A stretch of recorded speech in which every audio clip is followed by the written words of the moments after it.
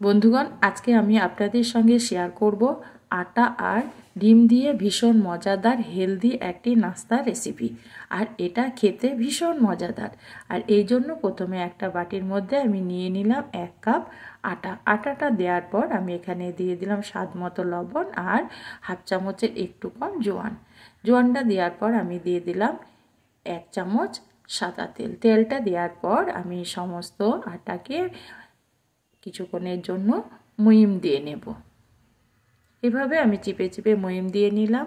এবার আমি একটু একটু করে জল দেব আর আমি একটা ডো রেডি করে নেব। হ্যাঁ বন্ধুরা, সমস্ত জল একেবারে দিতে যাবেন না, অল্প অল্প করে জল দিয়ে আমি একটা রুটি পরোটা লুচি যেমন আমরা তৈরি করি ঠিক সেই রকমই ডো রেডি করে নেব। হাত দিয়ে আমি ভালো করে এটাকে চিপে চিপে মেখে নিলাম। আমার ডোটা রেডি হয়ে গেছে। এবার এটাকে ঢাকা দিয়ে আমি মিনিট 5 জন্য রেস্টে রেখে দেব। অন্যদিকে গ্যাসের মধ্যে আমি একটা প্যান বসিয়ে দিয়েছি। প্যানের মধ্যে আমি দিয়ে দিলাম 1 চামচ সাদা তেল। তেলটা দেওয়ার পর আমি দিয়ে দিলাম অল্প একটু গোটা জিরে, কিছুটা কুচনো কাঁচা লঙ্কা আর দিয়ে দেব হাফ চামচ মতো কুচনো রসুন। রসুনটা দেওয়ার পর আমি নেড়ে চেড়ে সমস্ত উপকরণগুলো কিছুক্ষণের জন্য ভেজে নেব। কিছুক্ষণ ভাজা হয়ে গেলে আমি এখানে দিয়ে দেব কিছুটা কুচনো পেঁয়াজ।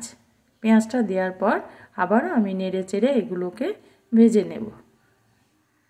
পেঁয়াজটা একটু নরম হয়ে এলে আমি এখানে দিয়ে দেব হাফ ইঞ্চ মতো আদাকে আমি গ্রেট করে নিয়েছিলাম, সেটাকে দিয়ে দিলাম।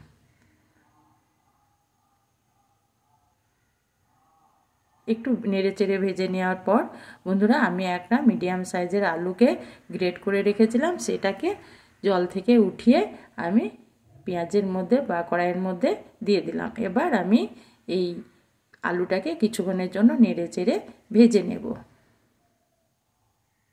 কিছুক্ষণ আলুটা ভেজে নেওয়ার পর বন্ধুরা আমি এখানে দিয়ে দেব একটা ছোট সাইজের গাজরকে আমি গ্রেট করে রেখেছিলাম, সেটাকে দিয়ে দিলাম। এবার আলু আর গাজরকে আমি একসঙ্গে আবারও কিছুক্ষণের জন্য নেড়ে চেড়ে ভাজবো।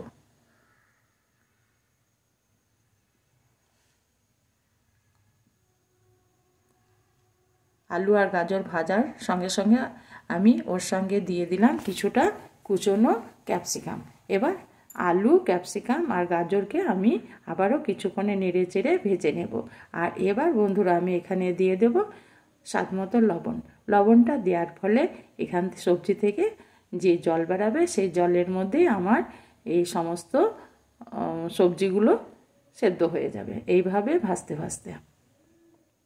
এবার আমি দিয়ে দিলাম অল্প একটু হলুদের গুঁড়ো আর অল্প একটু লঙ্কার গুঁড়ো আর দিয়ে দিলাম আমি ভাজা জিরের গুঁড়ো হাফ চামচ। আর ঝালটা আপনারা আপনাদের পছন্দ মতো কমিয়ে বাড়িয়ে নেবেন।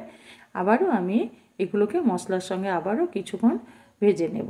আর এইভাবে ভাজতে ভাজতেই কিন্তু এই সমস্ত সবজিগুলো নরম হয়ে যাবে। এই অবস্থায় আমি দিয়ে দিলাম আমি একটা ছোট সাইজের টমেটোকে কেটে রেখেছিলাম, সেটাকে দিয়ে দিলাম। এবার টমেটোটাকেও আমি আলু গাজরের সঙ্গে কিছুক্ষণ নেড়ে চেড়ে এইভাবে রান্না করে নেব। এতে টমেটোটাও নরম হয়ে যাবে। আলু, টমেটো সমস্ত আমার নরম হয়ে গেছে বন্ধুরা। এবার আমি যেহেতু অল্প তেল ব্যবহার করেছি সেহেতু আমি আবারও একটু তেল দিয়ে দিলাম। বেশি আমি তেলের ব্যবহার এখানে করব না। তেলটা দেওয়ার পর আমি তেলটাকে ছড়িয়ে দিলাম। এবার আমি একটা ডিমকে এখানে ভেঙে দেব। ডিমটা দেওয়ার পর আমি ডিমের ওপরে অল্প একটু লবণ ছিটিয়ে দেব। এবার ডিমটা একটু শক্ত হলে আমি এই সবজির সঙ্গে আলু, গাজর আর ক্যাপসিকামের সঙ্গে ডিমটাকে নেড়ে চেড়ে মিশিয়ে নেব।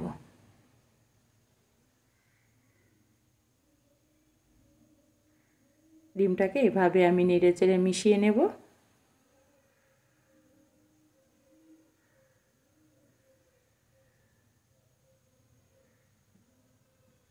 ডিমটা আমার প্রায় হয়ে গেছে, সবজির সঙ্গে মিশে গেছে। এই অবস্থায় আমি দিয়ে দেব কিছুটা কুচনো ধনেপাতা। ধনেপাতাটা দেওয়ার পর আবারও আমি ধনেপাতাটাকেও কিছুক্ষণের জন্য একটু নেড়ে চেড়ে ভেজে নেব। ধনেপাতাটাও যেন এই আলু সবজির সঙ্গে মিশে যায়। ধনেপাতাটা আমার মিশে গেছে। এবার বন্ধুরা আমার পুরটা রেডি হয়ে গেল। এবার এই পুরটাকে আমি নামিয়ে ঠান্ডা করে নেব।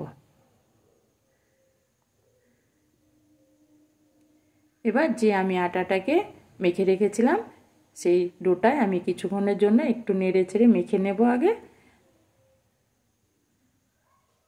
একটু মেখে নেওয়ার পর আমি এটাকে একটা একটা করে লিচি কেটে নেব।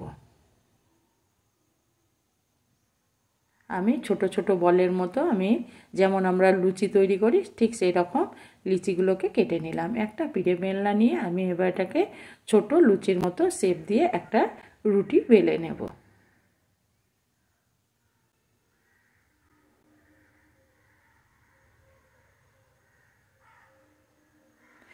এটা একটা ভীষণ মজাদার নাস্তা রেসিপি। টিফিনেও এটা ব্যবহার করা হবে বন্ধুরা। বাচ্চারা কিন্তু ভীষণ খেতে পছন্দ করে এটা। এবার আমি ছোট লুচির বা রুটিটার উপরে আমি যে পুরটা করে রেখেছি বা তৈরি করে রেখেছি সেটাকে দিয়ে দিলাম। এবার এইভাবে আমি মুড়িয়ে দেব। মুখটাকে আমি এইভাবে বন্ধ করে দিলাম। এবার আমি হাতের তালুতে নিয়ে এইভাবে চিপে চিপে একটু বড় করে নেব।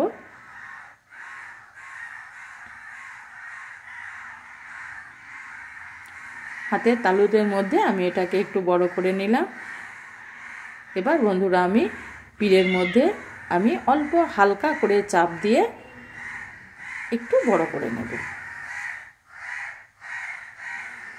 এইভাবে আমি নাস্তাটি রেডি করে নিলাম। আবারও আমি একটা বানিয়ে দেখিয়ে দিচ্ছি।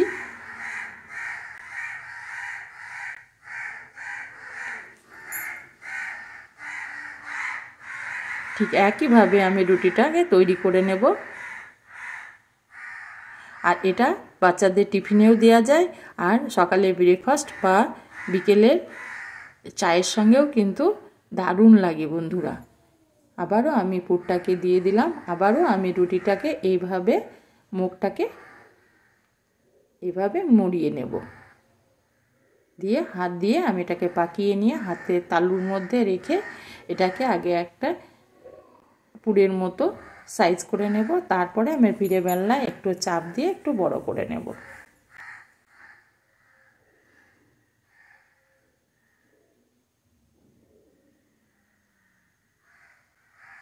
ঠিক আগে যে নাস্তাটা আমি করেছি ঠিক একইভাবে আমি এইভাবে বেলনার চাপ দিয়ে, হ্যাঁ বন্ধুরা এখানে জোরে কিন্তু চাপ দিবেন না, তাহলে পুরটা বেরিয়ে যেতে পারে। আমার এটা রেডি হয়ে গেল। এবার আমি এইভাবে একইভাবে আমি সমস্ত নাস্তাগুলোকে রেডি করে নেব।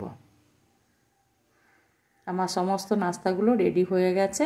এবার বন্ধুরা আমি ভাজতে যাব। তার জন্য গ্যাসের মধ্যে একটা প্যান বসিয়ে দিয়েছি, আর প্যানের মধ্যে আমি দিয়ে দিলাম 2 চামচ তেল। এখানে আমি বেশি তেলে ভাজবো না, কারণ এটা আটার এবং স্বাস্থ্যের জন্য এটা খুব ভালো, আর সেই জন্য আমি এখানে ভাসান তেলে ভাজবো না। আপনারা এখানে ভাসান তেলে ভেজে নিতে পারেন। এই অল্প তেলের মধ্যেই নাস্তাটি কিন্তু ভীষণভাবেই ফুলে যাবে। এবার আমি এটাকে ঘুরিয়ে ফিরিয়ে কিছুক্ষণের জন্য ভেজে নেব। যতক্ষণ না নাস্তাটা লাল কালার আসছে বা বাদামি কালার আসছে ততক্ষণ আমি এইভাবে গ্যাসটাকে মিডিয়াম দিয়ে আমি নাস্তাটাকে ভেজে নেব।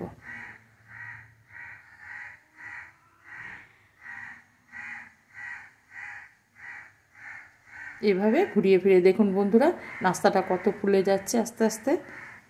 সেহেতু আমার এখানে তেলে ভাজার কোনো প্রয়োজনই নেই। আমি এবার নাস্তাটাকে তেল থেকে উঠিয়ে নেব। ঠিক একইভাবে আবারও আমি নাস্তাগুলোকে তেলের মধ্যে দিয়ে দিলাম, আর ওই ঠিক একইভাবে আমি নেড়ে চেড়ে এগুলোকেও ভেজে নেব।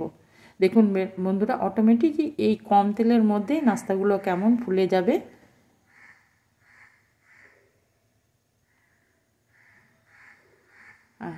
আর বাদবাকি যে নাস্তাগুলো আছে এই তেলের মধ্যেই আমার ভাজা হয়ে যাবে। আমার নাস্তার রেসিপিটি রেডি হয়ে গেল।